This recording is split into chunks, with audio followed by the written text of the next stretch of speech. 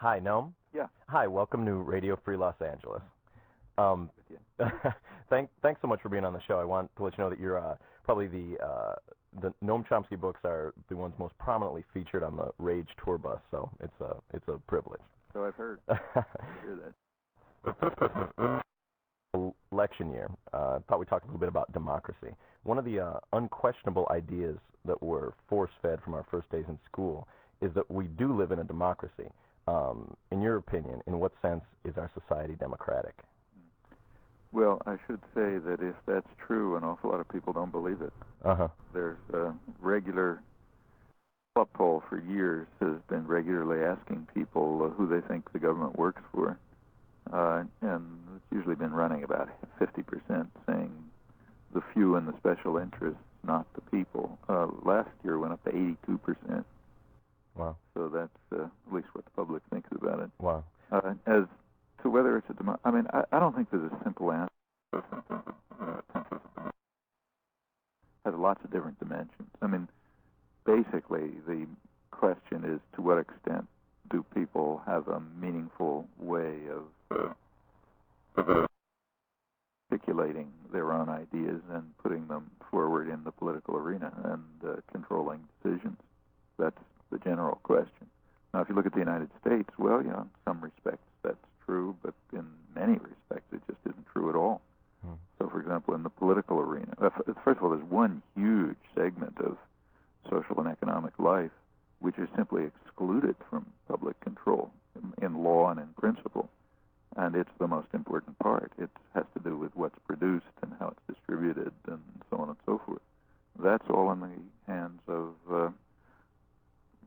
what amount to huge private tyrannies, which are about as totalitarian in character as any institutions that humans have so far concocted, and are mostly their only accountability to the public is through quite limited regulatory mechanisms. I mean the whole corporate system, and they have extraordinary power over not only what happens in the workplace, but the nature of our lives and given their resources over the political system. And you can't say they control the media because they are the media. And that's an enormous, huge sector of life that's out of public influence and control in a manner which would have absolutely appalled someone like, say, Thomas Jefferson, who already condemned the very early stages of it that he saw and said that they would bring an end to democracy and restore aristocratic, the worst kind of aristocratic rule. So that's one sector. Well, what about the public arena, the technically public arena, the government? The fact is that in practice there happens to be, at the higher levels, very little way for, right now at least, for the public to influence anything that goes on. As you move down to the lower levels, you get to the, say, your local community, the school board and so on, then there's much more of an opportunity. Incidentally, at the intermediate level, say the state level, although you'd think superficially that the public could influence things more, that's the opposite is the case. The reason is that at the state level, business power is far more dominant. Even a middle-sized business can have huge influence over state governments by, for example, such measures as threatening to move across the border, whereas only the bigger guys can control the federal government. That's part of the reason why there's such pressure on the far right on the so-called conservatives to devolve power from the federal to the state level, which they can control a lot more easily. When you get to the federal government, we've been sold a line, for 50 years of intense corporate propaganda that the government is the enemy. There cannot be a government that's by, for, of the people. Well, in practice, the description is not inaccurate. The government is, to a large extent, the enemy, but the reason is that it's so largely under the control of the private tyrannies that are excluded from, they're sort of off in the corner somewhere you're not supposed to see them. But the reason for the anti-government propaganda is obvious enough. The purpose is to remove decision-making from the public arena, where the public does, in principle, and sometimes even in practice, have ways to participate in it and take part in it, and shift it over to the private arena, where it's totally out of control. Right. Well, so when you ask about the government, I mean, it's a complicated story. I mean, it's potentially the instruments and mechanisms are there by which the public could, if organized and controlling resources and so on, could play a significant, in fact, dominant role in what happens. But in practice, it doesn't work. So, like in the current election, there's two moderate Republicans running right. for almost pretty hard to distinguish. Right, and so that's why the majority of eligible voters just stays home on election day. Yeah, in fact, it's. I mean, even the things like, say, I read recently that even the new relaxed the measures to increase voter registration are mostly drawing in wealthier people. Mm-hmm. Poorer people apparently just don't see any point. Mm-hmm. In fact, the primaries were kind of interesting in that regard. There was only one candidacy contested, although there was a huge amount of money spent, way more than before. But people just stayed away. Dole won in, I think it was around 20 primaries, which put him over the top. And in that set, about 1 million people voted for him. In one state, New Hampshire, participation reached 25%. In the other states, I think it was below 10% or below. Wow. Well, another unquestionable idea is that people are naturally competitive, and that therefore capitalism is the only proper way to organize society. Do you agree? Look around you. I mean, in a family, for example, if the parents are hungry, do they steal food from the children? They would if they were competitive. Mm-hmm. In most social groupings that are even semi-sane, people support each other and are sympathetic and helpful and care about other people and so on. Those are normal human emotions. It takes plenty of training to drive those feelings out of people's heads, and they show up all over the place.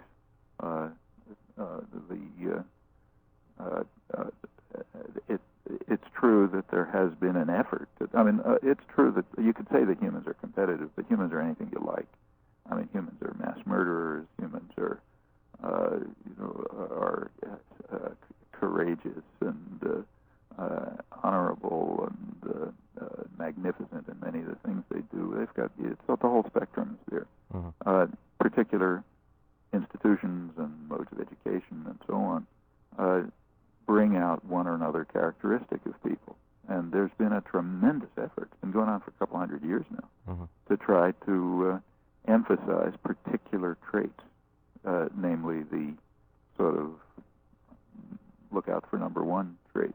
Mm-hmm. Well, that's sort of hidden there in all of us, I'm sure, and under certain circumstances it probably will come out along with others.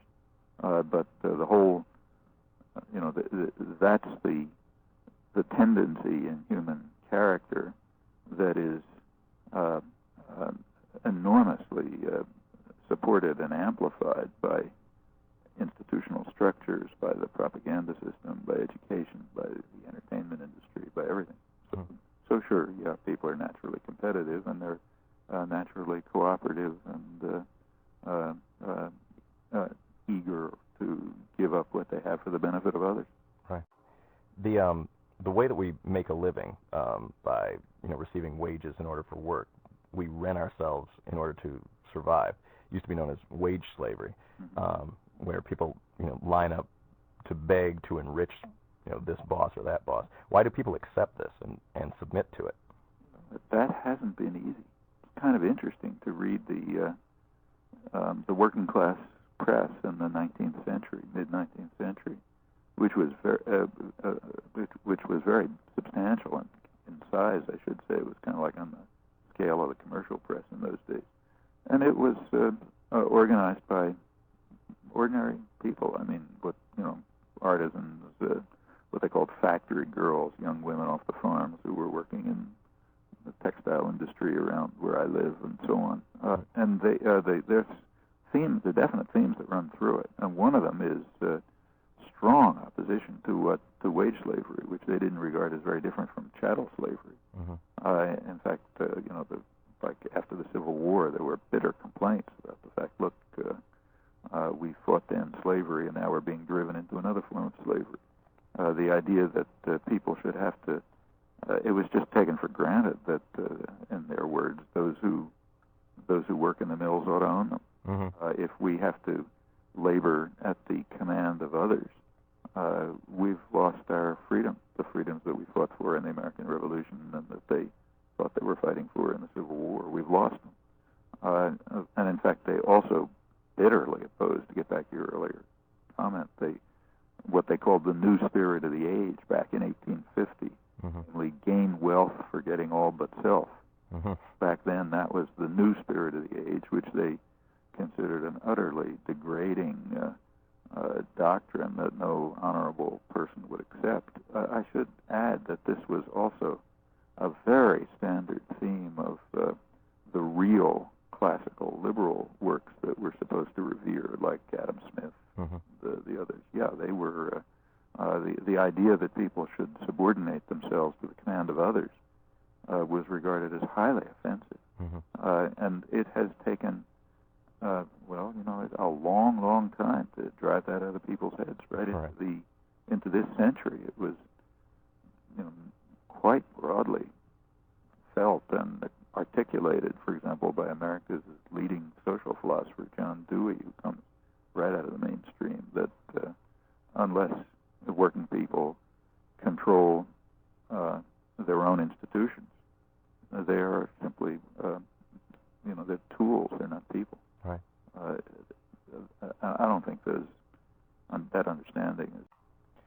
You've noted that 83% of the population regard our economic system as inherently unfair. Is the gap between rich and poor increasing now, and why? Oh, it's definitely increasing. I mean, there's no question about that. Inequality has been increasing.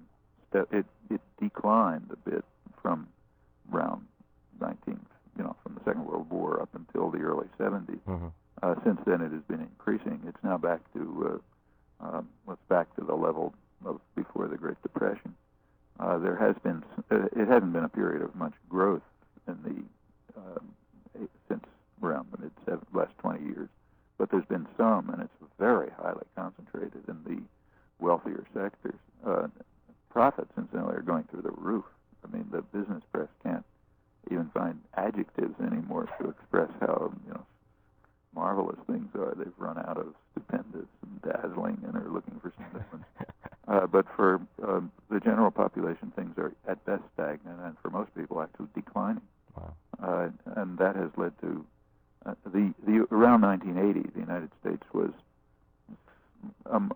among the industrial countries. It had one of the higher levels of inequality, but it wasn't off the spectrum. Now it's way beyond any other country, any other industrial country. In fact, you have to, a city like New York is about at the level of Guatemala, which is the worst state in the world in inequality. Right. So sure, that's increasing. There's no question about it. People are well aware of it.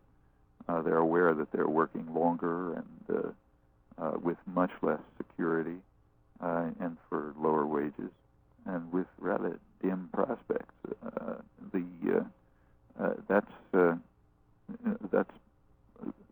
That's an unmistakable feature of American life. Nobody doubts it. Right. And the people's attitudes as to what should be done are interesting. I mean, for example, Business Week just ran a poll which frightened them very much. They found that 95% of the population, which is just an incredible figure for a poll, you don't get that on anything. Right. 95% of the population thought that corporations had a responsibility to reduce profits because of because of the needs of their own workforce and their communities. That's kind of interesting. That's a striking figure, but it's interesting to compare that with the general understanding of working people in, say, the textile industries in Massachusetts 150 years ago. Mm-hmm. They were not asking for the autocrats to be more benevolent the way people are asking now. They were saying they just had no right to be there at all. not please, treat your subjects more kindly, but you don't have any right to rule. Right. That's a big decline in sensibility, but it's still dramatic that almost the entire population condemns the practice of business and enriching itself. One of the more provocative statements of yours that I've read is that if the standards apply to the Nuremberg trials, were applied, then every post-World War II American president would have been hanged as a war criminal. Take us briefly through the war crimes committed by each president. Yeah, I've done this in print a couple of times, but with Truman, you can start with he came shortly after he came into office. There was the bombing of Hiroshima, which maybe one can give some kind of an argument for, although I don't think so. But it's just about impossible to give an argument for the bombing of Nagasaki. That was mostly just trying out a new weapon to see how many, if it would work. Then there was another utterly gratuitous bombing, 1,000-plane raid at the end of the war, right? In fact, after Japan surrendered, called a finale, and it was kind of grand finale. Then comes, for example, the support for a brutal counterinsurgency campaign in Greece, which killed about 150,000 people to basically restore Nazi collaborators and demolish the resistance. And then we can go on from there. The Eisenhower administration, Truman and Eisenhower administration, the bombings in whatever you think about the Korean War, and there's a pretty complicated story when you really look, but take whatever you believe. Nevertheless, the bombing of North Korea by, say, 1951 and 1952 was just an outright war crime. In fact, you can read in the Air Force history about how in the Eisenhower years they had nothing left to bomb. Everything was flat, so they just bombed dams, which and they exult about how wonderful it was to see all the water flooding down and killing people and wiping out the crops and so on. Well, people were hanged for that at Nuremberg. For less than that, they were hanged for opening dikes at Nuremberg. And again, we can proceed. What happened in Guatemala and elsewhere was a terrible crime in the Eisenhower years. And Kennedy, it's not even worth discussing. I mean, the invasion of South Vietnam, Kennedy attacked South Vietnam outright in 1961-62, sent the U.S. Air Force to start bombing villages, authorized napalm, also laid the basis for the huge wave of repression that spread over Latin America with the installation of neo-Nazi gangsters, always supported directly by the United States, went on and in fact picked up under Johnson. In the Nixon years, for example, the bombing of Inner Cambodia in 1973 was a monstrous crime. It was just massacring peasants in Inner Cambodia. It isn't much reported here because nobody paid attention, but it was quite apart from helping set the basis, create the basis for the Khmer Rouge. The CIA's estimate is that 600,000 people were killed in the course of those U.S. actions, either directed or actually carried out by the United States. In the Carter years, there were major crimes. For example, the Indonesian invasion of East Timor, which happened to start under Ford and led to the nearest thing to genocide since the Holocaust. Maybe a third or a quarter of the population has been slaughtered. That was 90% using 90% U.S. arms. In the Carter years, when the Indonesians were actually running out of arms in their attack on this country, Carter actually increased the flow of arms in 1978, which was the worst peak of slaughter. Carter was backing Somoza and his National Guard, and openly and with direct military and diplomatic support at a time when they had killed about 40,000 people in the terror of the last days of their regime. Going on again, that's a sample. Going on to the Reagan years, it's not even a question. In fact, the U.S. was condemned by the World Court during the Reagan years for its unlawful use of force meaning aggression in Nicaragua in in Central America alone, maybe 200,000 people or so were slaughtered in a very brutal fashion by U.S.-run programs. In Southern Africa, about a million and a half people were killed and over $60 billion of damage were done, according to the UN Commission, which reviewed it later, from 1980 to 1988. That's from South African atrocities, which the U.S. was directly supporting. And again, we can go on. That includes, Bush, well, we've already talked about him, but the invasion of Panama, for example, which was simply outright aggression. In fact, condemned internationally. The U.S. was able to veto the Security Council condemnations, but that didn't change the fact that they were there, too, in fact. When we move on to the Clinton years, one of his first acts within a few months was to send missiles to bomb Baghdad. Well, he didn't kill a huge number of people, only, I think, 8 or so.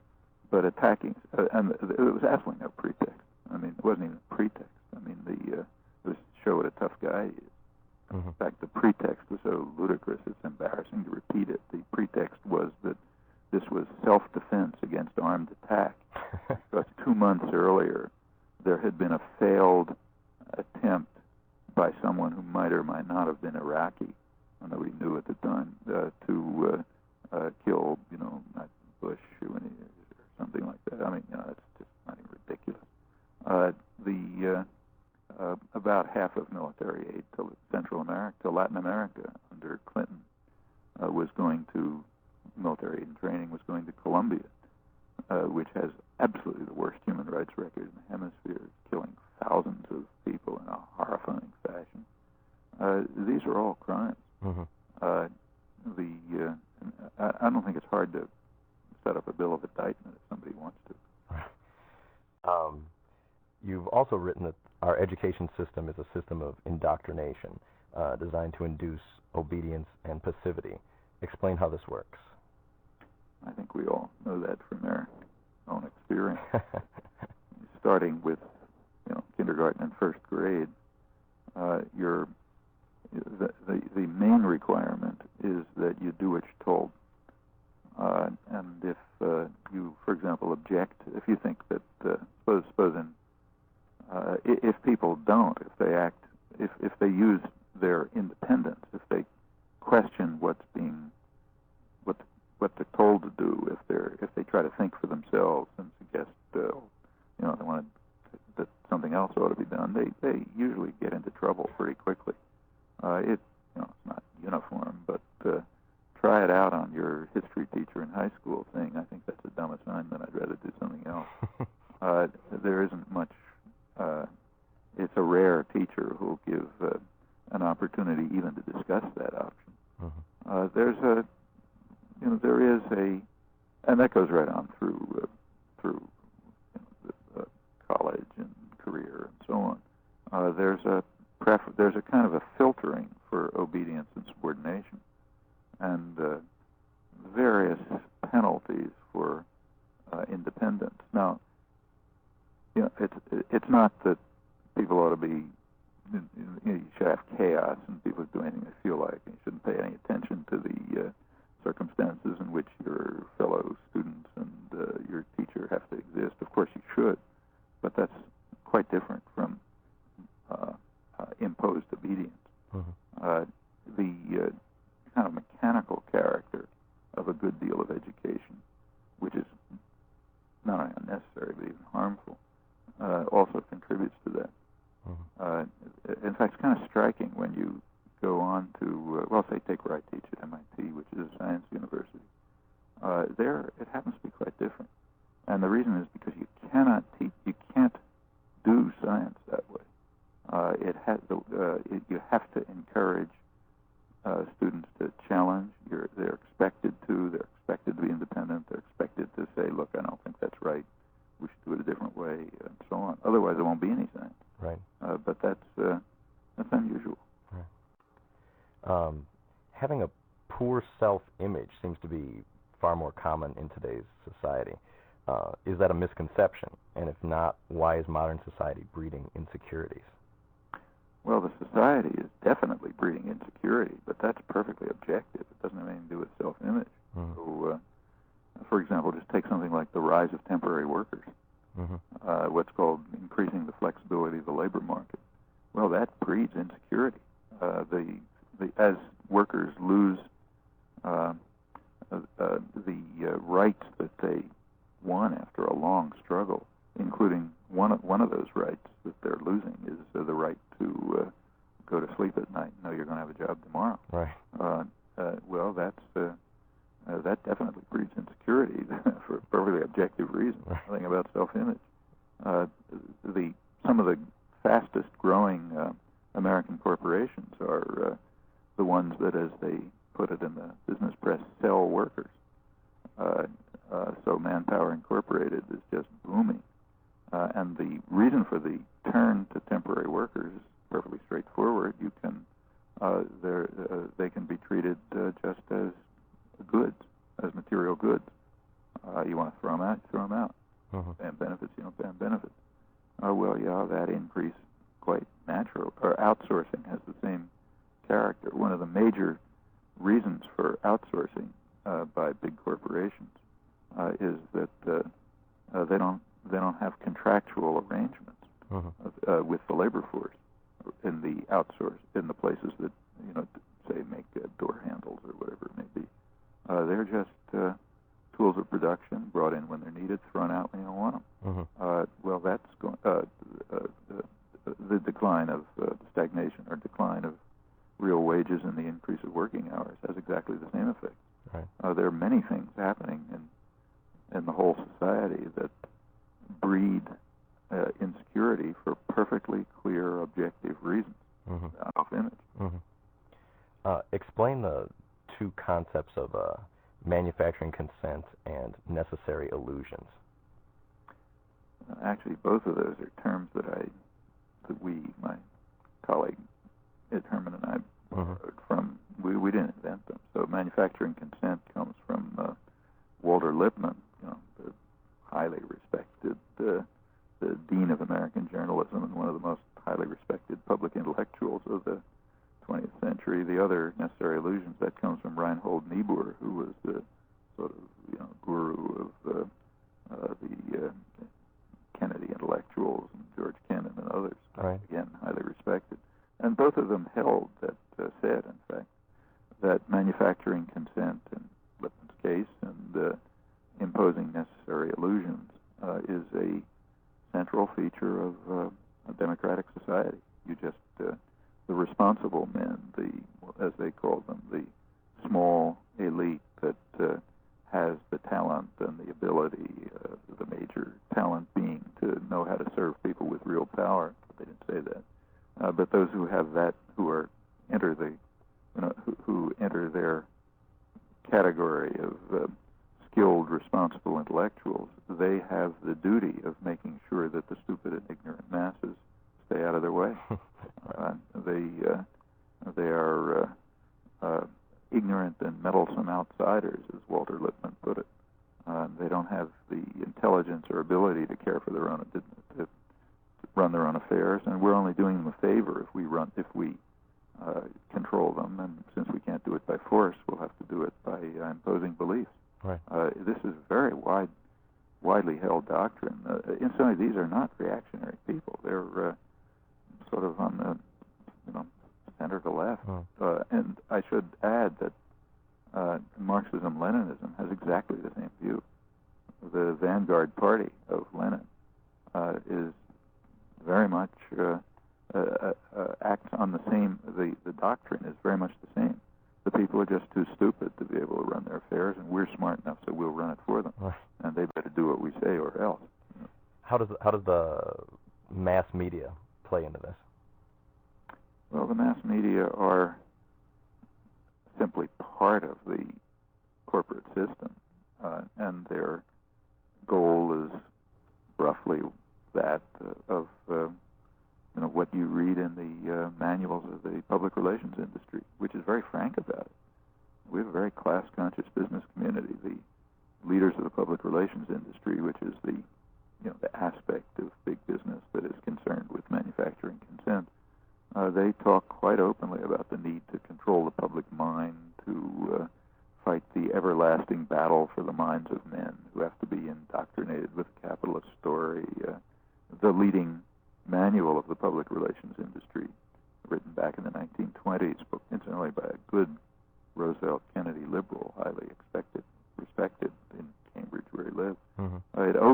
The book opens by saying something like this, that the conscious and intelligent manipulation of the attitudes and behavior of the masses is the central task of a democratic system, and we, the business classes, the responsible men, we have to do it. Well, the mass media are just imbued with that conception. Not just the mass media, but the entertainment industry, the schools, everyone else. That's a leading and understandable doctrine on the part of elite sectors. And they do it in various ways. Now, how it works out is complex. I mean, for example, in the media, say, there is an internal contradiction, several internal contradictions, as in schools and universities, which lead to some degree of complexity. The contradiction is, well, it may be clearest and you see it very clearly, for example, in the business press directly. They must present a tolerably realistic picture of the world to their audience, because those people have a big stake. They run the world, and they make decisions, and the decisions they make matter for their own interests. They better have some understanding of what's going on. And the same is true in the media generally, to different ways and different extents. And the same is true in the schools and universities. Right. And that is not consistent with manufacturing consent. Right. So there's an internal contradiction. And aside from that, there, after all, are people with just plain professional integrity and honesty who try to do what they can. So there's plenty of internal contradictions. But if you look at the overall performance, the degree of subordination to power and authority, I think, is pretty remarkable. Actually, we see dramatic examples of that everywhere we look. Take, say, the primaries, which just... Right. Well, maybe the most dramatic fact about the primaries, apart from the fact that nobody showed up, was the change in the way the media were presenting the problems of the country in say December 1995 and January 1996, right after the primaries started. So at the end of 1995, it's even hard to remember now, the top issue in the world was balancing the budget. The government was closing down every couple of days. Right. Political parties had as a priority, you read everywhere, Americans voted for a balanced budget, we have to do it, so on and so forth. Well, by January, February, that was over. No more talk about balancing the budget. The candidates weren't talking about it. Press wasn't talking about it. What happened? Well, what happened is they had to face the public. The public was, contrary to what was being said, the public was opposed, strongly opposed, to budget balancing on any realistic assumptions. When you looked at the cuts that would have to be made, they were strongly opposed. Now, the press sort of knew that, but that was all suppressed, and up until the point when you suddenly had to face the public. When the politicians dropped it like a hot potato, the first candidate to drop out was Phil Gramm, the one representative of the congressional Republicans, who supposedly had won a great landslide. He disappeared instantly. And not just the deficit, but the whole set of proposals just disappeared. Well, of course, the proposals were still being implemented in the background, but quietly. And now, but that change, from the top priority in the country to something we dare not even talk about, is very illustrative of the way the information system works. When you have to face people, you can't, you have problems. When you can just sort of order them around, you can put it a different way. Right. And if we can go on with. In the last 10 years, there's been some frenzied attempts to censor certain kinds of music and certain artists. Do you think that within the realm of entertainment that there are things which are threatening to the system of domination and the veil of disinformation? Well, there's no. I mean, I should say I don't know much about this whole part of the world, so I shouldn't say much. But there can be just no question that part of the revival of independence and dissidence and breaking of constraints, much of which was extremely healthy, that took place during the 1960s, was very closely tied to developments in the music world and the art world and so on, and that frightened people. Elites want to put things back into. What sort of society do you envision as one that would not be based on exploitation or domination, and how would we get there from here? I think we should. I don't really understand the question. It's kind of interesting. I'm asked that question constantly in sort of privileged circles. Right. I'm never asked it when I go to talk to poor people. Right. Or say either here or abroad. Right. They tell me what they're doing. They don't. Maybe they ask for comment. Right. But they don't ask how you do it. Well, how you do it is very straightforward. You go out and do it. Right. You want to have a more free and democratic society, you go out and do it. Right. You want to eliminate. Take just our own. At least my own lifetime. You're maybe too young, but say the last 30, 40 years. There have been big changes in the country. The civil rights movement, the anti-war movement, the sharp critique and breakdown of illegitimate authority in all sorts of domains that took place in the 60s. The environmental movements, the feminist movements, the solidarity movements in the 80s. All of these things changed the society a lot. Right. Well, how did they do it? They did it. People get together, they organize, they pressure, they try to learn, they try to help others to learn. That's the way things change. That's why we don't live under feudalism and slavery. Right. That's why we have by comparative standards, a very free society in the United States, with a lot of opportunities and options, and very limited capacity on the part of the state to coerce and control. Well, that's been gained by struggle. People are now fighting to preserve workers' rights and Social Security and medical aid and medical support, health, some sort of health program and so on. People are now fighting to preserve those things. Well, no, they weren't there not long ago. Right. They were achieved by plenty of popular struggle.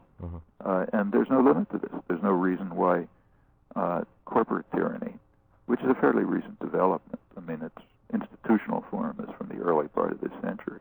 There's no reason why that form of tyranny should not be dismantled, just as other kinds of totalitarianism were dismantled. Fascism and Stalinism, for example. Right. And it's done by, and there are no particular limits to this. Every sphere of any kind of authority that exists, whatever it may be, from, the interpersonal relations up till huge states and transnational corporations, every such form of authority has to demonstrate its legitimacy. They have the burden of proof, and we should understand that. Usually, very often, almost always, that burden can't be met. When it can't be met, they should simply be dismantled. And that's the way to move towards a more free and just and democratic society.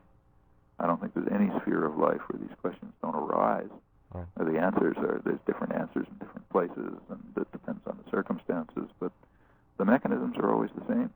It's engagement, education, organizing, pressure, building new institutions. Those are the ways.